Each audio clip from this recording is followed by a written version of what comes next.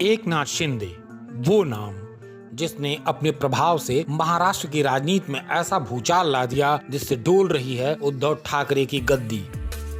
महाराष्ट्र से करीब 3000 किलोमीटर दूर बैठे शिंदे ने बाला साहब ठाकरे के नाम पर उनके बेटे उद्धव ठाकरे को ही सत्ता से बेदखल कर दिया है। असम से हो रही महाराष्ट्र की राजनीति में नई खबर अब ये आ रही है कि गुवाहाटी के होटल में बैठकर शिंदे ने ऐलान कर दिया है कि उनकी पार्टी का नाम शिवसेना बाला साहेब होगा। यानी पिता के नाम पर पुत्र को सत्याच्युत करने के बाद एकनाथ शिंदे एक और बड़ी चोट देने की तैयारी में हैं।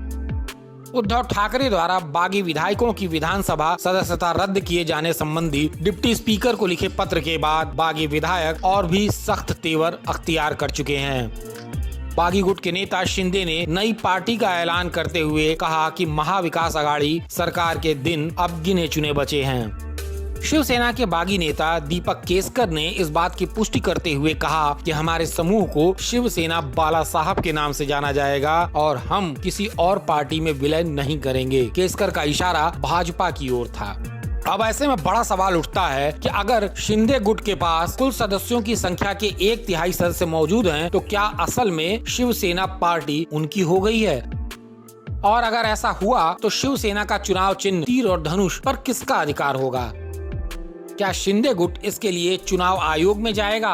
और अगर जाएगा तो चूंकि बहुमत शिंदे गुट के पास में है, तो क्या इलेक्शन कमीशन उन्हें चुनाव चिन्ह तीर धनुष के प्रयोग के इस्तेमाल की इजाजत दे देगा?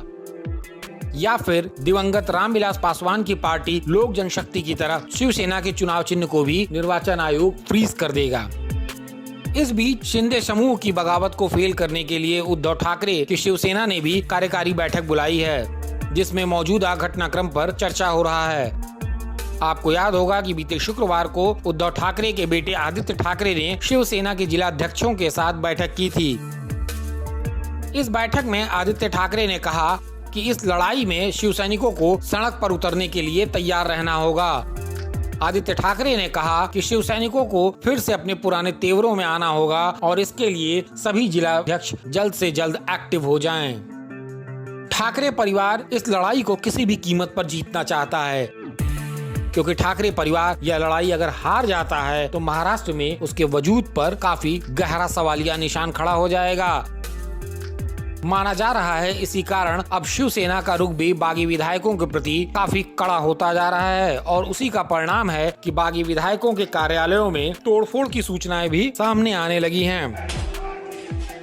बगावत के कारण हो रही हिंसा में अब तक जो जानकारी सामने आई है, उसके मुताबिक शिवसैनिकों ने पुणे में बागी विधायक तानाजी सावंत के कार्यालय पर जमकर तोड़फोड़ की और इसके अलावा पूरे महाराष्ट्र में जगह जगह शिवसैनिक बागी विधायकों के पोस्टरों पर कालिख पोतने और उन्हें फाड़ने का काम करने लगे हैं।